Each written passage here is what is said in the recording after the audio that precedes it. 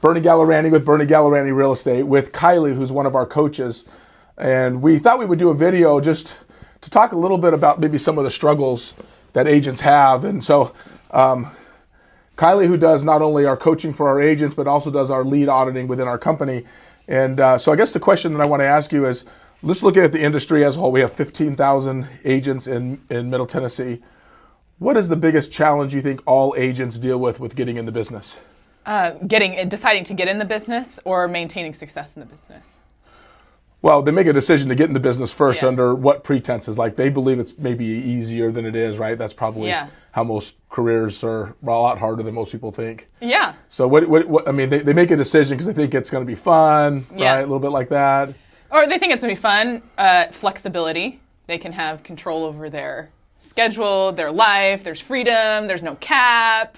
They get to look at houses. They like the financial side. Different things like that. So there's a lot of hope. Yeah, so it's a lot of hope, but they have a lot of fantasy land ideas of what the business really is, right? Right. So then they get in it and they realize what? It takes a lot of work. It's different, right? Yeah, it takes a lot of work. I saw a statistic recently, I think it was like a week or so ago, that said 82% of every licensed agent in the United States sold one or less homes last year. Yes. Is that because there's really not a plan then behind, like they just go in and don't really understand the business, it sounds fun, and then in the end they realize that they don't have the skill, they don't have what it takes? What is it? All of the above. Yeah. Yeah. I mean, they don't have a plan, so they don't know what to do. I mean, the biggest question is how do you get clients? And even if you know the answer to that question, do you have what it takes to go out and actually get clients? Are you disciplined enough to do that? Most people aren't. So then you have to have some level of structure. And the cost associated with that too, right? Because it's all expensive, as we know, running the company that we run, and I'm going to buy all the leads that we have to buy for the agents. Yeah. They're not willing and can't invest the amount of money to get in it, right? Right, yeah. So, I had heard a couple of years ago that the statistics on agents who make it is 90% fail within 24 months, which is pretty staggering if you think about it. Yeah. Right? So we get them, we get to bring them into our company. We attract really the same agents, right? People that are brand new in the business, or agents who even have worked for other brokerage firms, right? And have developed those habits. What have you found with the agents that come into our company that have previous real estate experience, meaning they hung their license at another brokerage firm and then come in under our structure? What is those particular people's biggest issues they have coming here? Well, they're not used to the structure, although they probably came here because they realized they needed the structure. But then they have some former habits that they've implemented in the way they've done business before, and then they have to look and be like, I have to do this business completely different than I did it before. So they have to look at it in a different perspective. Do you think they come here thinking, hey, there's a secret to this all that, do they think it's just in the leads, or do they really feel like they want to learn the trade at a high enough level that they can make a nice income? Or both? Well, I think that when they probably come into the office, you can see, obviously, you're around a lot of successful agents. So there might be, there's something here that's different. Yeah. And maybe initially it is, maybe there's a secret pill. Maybe they know something I don't know. Yeah. So that might be the first draw. But I don't think you're going to be here very long without realizing that it's just a heck of a lot of skill and a lot of mindset and a lot of action. Is it just skill, though, or do you think it's... because the reason why I challenge maybe a little bit in skill is we can have some people that come in here, they're not overly skillful in what we teach, but they hit the ground running and they sell a lot of houses. Is it more of their enthusiasm and excitement and ability to not be fearful just to talk to people? So could that be it? It's an encompassment of all three. So mindset, skills, and action, although skills can be encompassed in some level of action if you're practicing. Right? But mindset, you have a lot of energy. You're excited. You're, again, hopeful of what can happen. So you're coming at it with an energy. But then, just like any normal job, the monotony of a job sets in. The enthusiasm wears off. Wanes, yeah. Right? And then you have to really look at your actions. You go, oh, I'm not as skilled as I thought I was. My energy was carrying me a little bit. Yeah. Right? So it's like, okay, I got to really work on my skills. I got to work on my actions. But you also have to work a lot on your mindset then. So now it's not, because you're not relying on enthusiasm. So then you have to look and say, what actually do I believe? How am I showing up to the call? How am I showing up to the day? What do I believe about skill and role play? Right. And let's even say this. How much am I willing to change? Yeah. Because we talk a lot about like you have this desire to be a new person, right? Do something different and grow at a high level, and yet you get faced with the old self, where you then are faced with your old habits, and then those things are in confliction unless you have a high level of desire, right? And that's really probably one of the big issues. Yeah. Yeah. Well, and I think the environment supports that. And so getting to talk to the agents all the time, really what I see myself as is like a mirror. So I'm going to put a mirror up against to what you're telling me. And I'm going to show you what's going on in your head and what you believe about a particular situation. Because more often than not, a lot of the agents are doing the right activities. But it's their way that they're thinking about it that they're getting stuck. What does that mean? Like their intention is to make the right steps. They are making that right steps. When you say the mind, is it because they get discouraged too early, or they don't see results fast enough?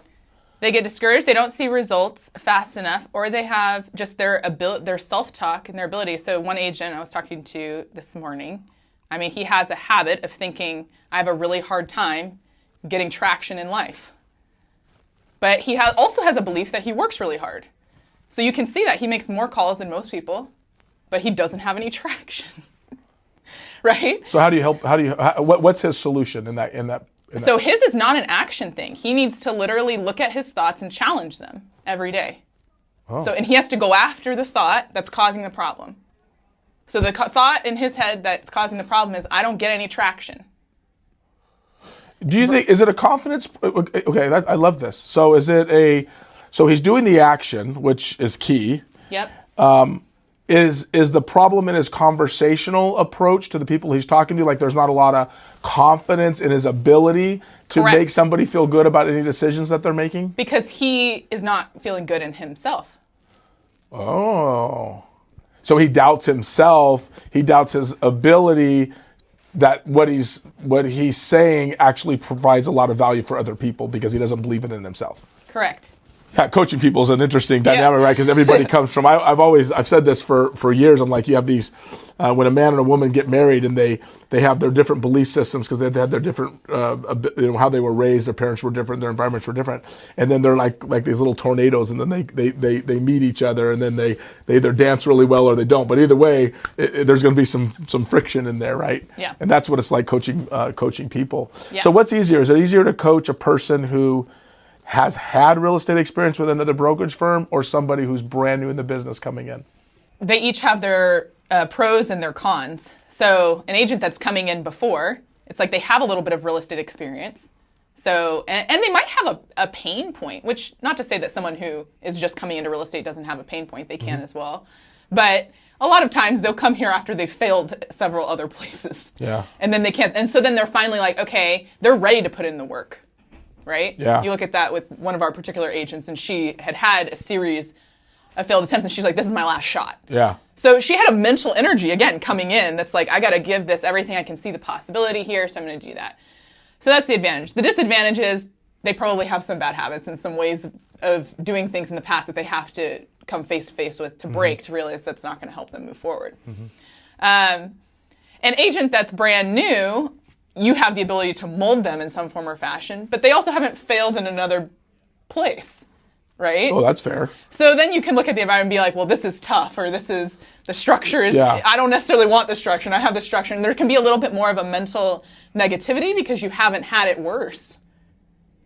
Maybe, but do you think, though, that if they've come from another career, because they had, let's just say they had another job where they were accountable to an employer for the time they showed up, and then they get a real estate license and they jump into our group and we really promote through our best practices of being consistent every day with doing the same thing as if it was a full-time job, like the last job you left. Do you find it's easier for the new people to come in and work under that structure versus an agent that's been licensed previously at other brokerage firms where they kind of do what they want and failed out? Do you see any of that dynamic at all between the two? It depends on the person. I think it really depends on the person and where they're at. And a former job, they could have had the structure, but then they got into real estate because they wanted the flexibility. So then you're battling that, right? So, what's cool, what she just said is, if you're an agent that loves flexibility, do not get into the real estate business, because it's the flexibility that the agents really like, which is why they get in, which is why 90% of the agents fail. And we see this even within our own agents, that it's such a challenge to get them to stay committed.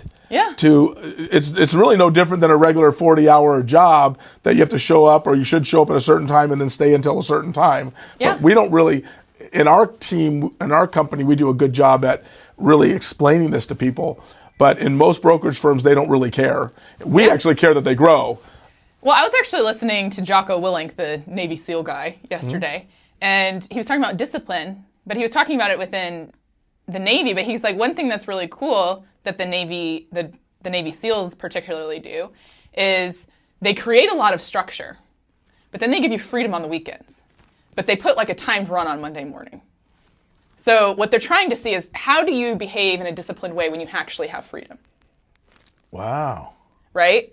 And that's actually where most people squash it, because it's really easy to be disciplined when you have somebody who's telling you, go get in the water, right? Yeah. And nobody wants to do it, but you got a bunch of people yelling at you and a bunch of people jumping in the water, right? But on the weekend, when you can go party at the bar until 3 a.m., but you have to get up on Monday morning and do a timed run, it's like that's where they actually see who's prepared to be in the Navy and who is not. Wow. And so that's real estate if you actually look at it, because you're saying, well, I'm getting in because I want flexibility, but you still have to have discipline, which most people have, but you're actually exercising the hardest level of discipline you could possibly have, because you have to follow your own will, which is really difficult. So I feel like here we try to meet in the middle, because it's like, we're going to give you the structure because we know you're going to really struggle to give yourself that level of discipline. But yet there is still a level of freedom that you have to, there's moments where you still have to choose that. Yeah, because as all realtors are independent contractors, so they get to kind of come and go as they want.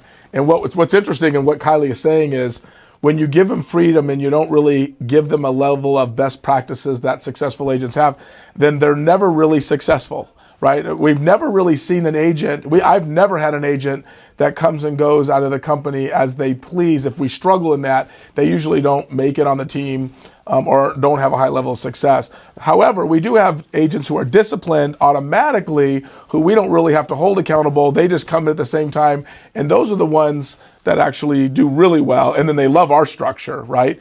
Most don't like the structure, but say they want it. Correct. Like, hey, I want to be coached, I want to be pushed. But they don't really want to be coached, and they don't want to really be pushed because they don't like it. It's uncomfortable for them. Yeah. So they have to really value. They have to see the potential of the growth that they can have, and see the pain of not being that as well, to really decide that they are going to appreciate the coaching. Yeah. This is a cool interview, and I was just thinking as you and I were doing this, because I just yanked you over at the last minute. I just said, hey, we're going to shoot a quick video. But what's awesome, and I'm thinking we should probably do this every week, where we're working in challenges that we're dealing with agents, and share it with people, and make it like a coaching little podcast for agents who like listen, or team owners who really want to learn how do they get their agents to become more successful. So Kylie, thank you. We'll do this again. Thank you, everybody. Thanks. Appreciate it. Tune in next time.